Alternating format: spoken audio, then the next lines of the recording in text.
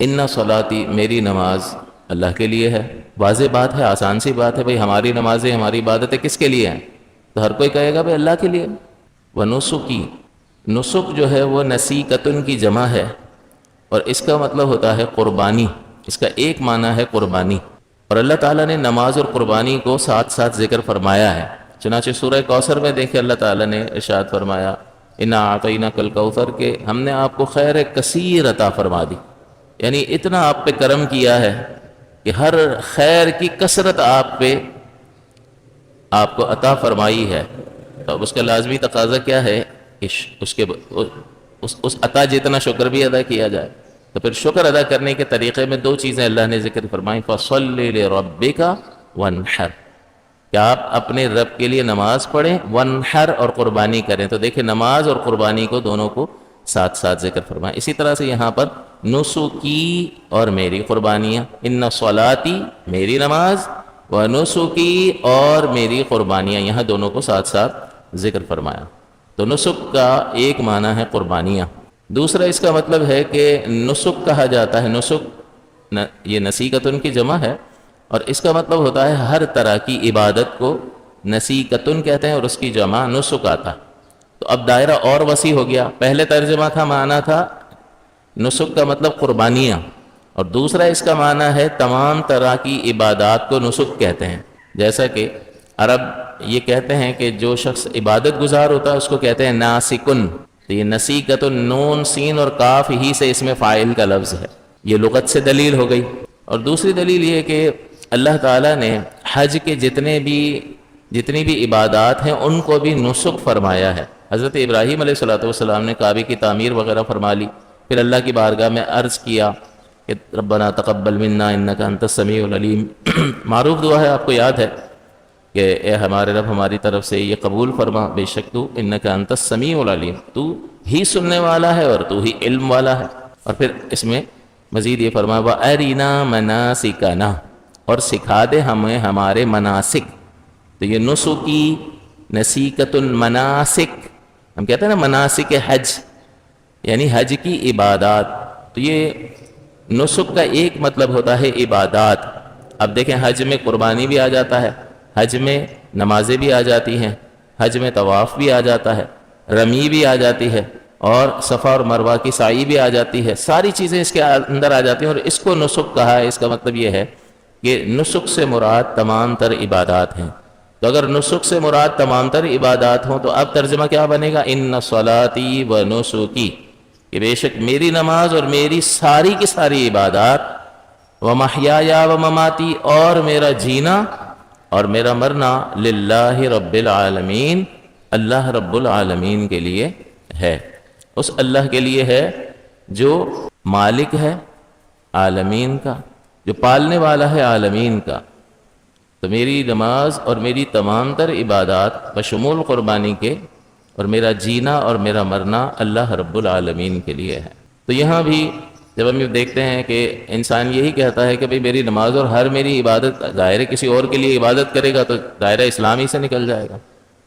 لیکن اس کے بعد جو ارشاد فرمایا، اس میں ایک اور چیز اہمیت کے حامل ہے کہ جب نسک سے مراد تمام عبادات لیں گے تو پھر نماز بھی عبادت ہے اور نسک میں شامل ہے. تو پھر نماز کو پہلے ذکر کرنے کی حکمت کیا ہے؟ پھر تو یوں ہوتا کہ ان نسکی، کہ میری تمام تر عبادتیں للہ رب العالمین، میرا جینا میرا مرنا تمام اللہ رب العالمین کے لیے ہے. تو یہ نسک تمام عبادات کو کہتے ہیں، اور نماز بھی ایک عبادت ہے. پھر نماز کو علیحدہ سے پہلے ذکر کرنے میں حکمت کیا ہے؟ اس کو کیوں ذکر فرمایا؟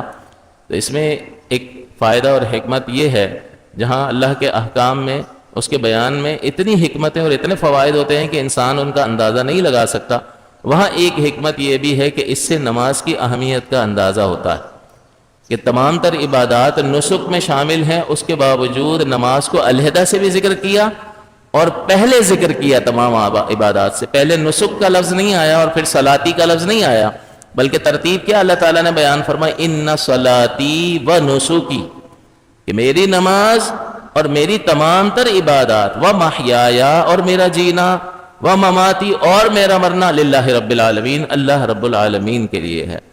اس کا مطلب اس میں نماز کا تمام عبادات پر ذکر کرنا علیحدہ سے یہ نماز کی اہمیت کو ظاہر کرتا ہے، اور تمام عبادات کے ذکر سے پہلے ذکر کرنا، بعد میں نہیں، پہلے ذکر کرنا، تو علیحدہ سے ذکر کرنا نماز کی فضیلت کو ظاہر کرتا ہے، اور پہلے ذکر کرنا یہ نماز کی دوسری فضیلت کو ظاہر کرتا ہے۔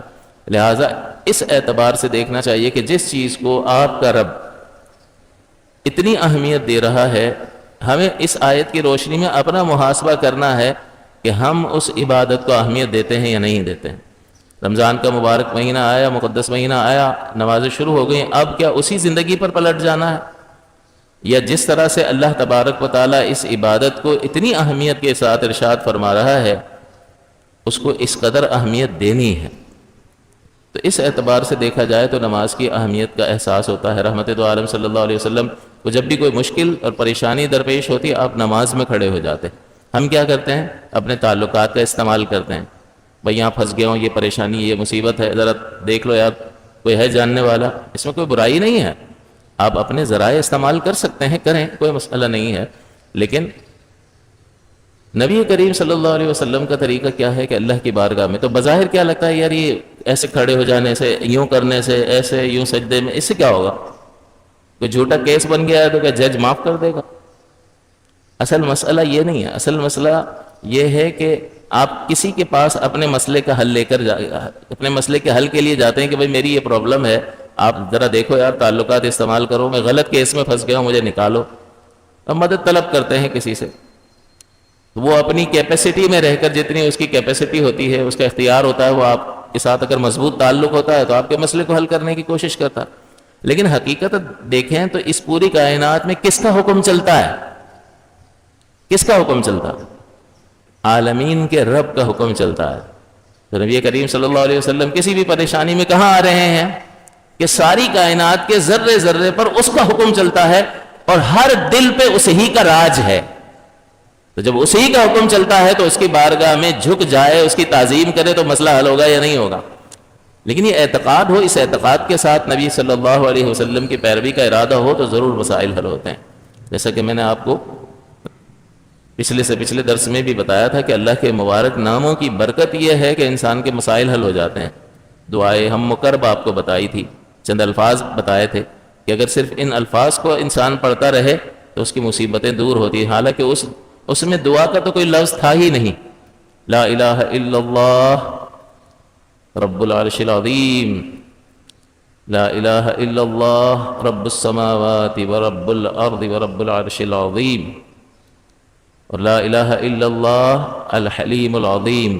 اب اس میں دعا کہاں ہے کوئی دعا؟ نہیں، اللہ کے ناموں کا ذکر ہے، بس حضور نے فرمایا یہ پڑھتے رہو تمہاری مشکلیں آسان ہوں گی۔ تو خالی الفاظ پڑھنے سے کیا ہوتا ہے؟ بھئی اس کی تعریف کر رہے ہیں جس کا راج چلتا ہے۔ تبارک الذی بیدہ الملک، بڑی برکت والی ہے وہ ذات جس کے ہاتھ میں ملک ہے، سلطنت اسی کی ہے۔ یسبح للہ ما فی السماوات وما فی الارض، اس ہی کی تسبیح کر رہا ہے جو کچھ آسمانوں میں ہے اور جو کچھ زمین میں ہے۔ بندہ کہے یار چلو ہر ایک چیز تسبیح کرتی ہوئی، کافر کہاں کرتا ہے؟ کافر تو اس کو مانتا ہی نہیں ہے، وہ اس کی تسبیح کہاں کر رہا ہے؟ اور اللہ فرما رہا ہے جو کچھ آسمان و زمین میں اسی کی تسبیح کر رہا ہے۔ تو اگر سے وہ اپنی زبان سے نہ کرے لیکن اپنے وجود سے اللہ ہی کا پتہ دیتا ہے کہ میرا ایک بنانے والا ہے، اور مجھے اس طرز پر یہ جو نعمتیں عطا کی ہیں وہ اسی بنانے والے نے عطا کی ہیں، تو وہی بات ہے کہ فی کل شیء لہ آیۃ تدل علی انہ واحد، کہ ہر چیز میں ایک نشانی ہے جو یہ بتا رہی ہے کہ وہ واحد ہے اور یکتا ہے، لا شریک لہ، اس کا کوئی شریک نہیں ہے۔ تو لہٰذا آپ سب سے گزارش ہے، میں اپنے آپ کو پہلے کہتا ہوں اور پھر آپ سے گزارش کرتا ہوں کہ اس نماز کی پابندی کو ہاتھ سے نہ جانے دیں، اس کو ضائع نہ کریں۔ یہ بندے اور رب کے درمیان ایک تعلق کا نام ہے، اور بارہا آپ کو بتایا کہ بیٹھ کر کھڑے ہو کر نہیں پڑھ سکتے، بیٹھ جاؤ، حالانکہ قیام فرض ہے، بلا عذر بیٹھ کر پڑھے گا ہوگی ہی نہیں نماز، لیکن تم معذور ہو بیٹھ جاؤ، بیٹھ نہیں سکتے لیٹ جاؤ، اشارے سے پڑھ سکتے ہو، اعضاء کو حرکت نہیں دے سکتے، اشارے سے پڑھ لو۔ بھئی اتنا کیا ضروری ہے؟ یہ بندے اور رب کا تعلق ہے کہ جس کو قائم ہونا ضروری ہے۔ اس بندے کی توجہ خالق کی طرف دن میں 5 بار ہونا لازم اور ضروری ہے۔ جیسے ہی پہر بدلے سارے کام چھوڑو اور اس کی طرف آ جاؤ. صبح صادق ہو، پہر بدل رہا ہے، یہاں آ جاؤ. دوپہر ہو رہی ہے، پہر بدل رہا ہے، سارے کام چھوڑو، یہاں آ جاؤ. عصر میں پہر بدل رہا ہے، شدت گرمی کی کم ہو رہی ہے، پہر بدل رہا ہے، یہاں آ جاؤ سارے کام چھوڑ کر. مغرب میں غروب ہو رہا ہے، پہر بدل رہا ہے، یہاں آ جاؤ. عشاء میں تھوڑی رات گہری ہو رہی ہے، پہر بدل رہا ہے، یہاں آ جاؤ.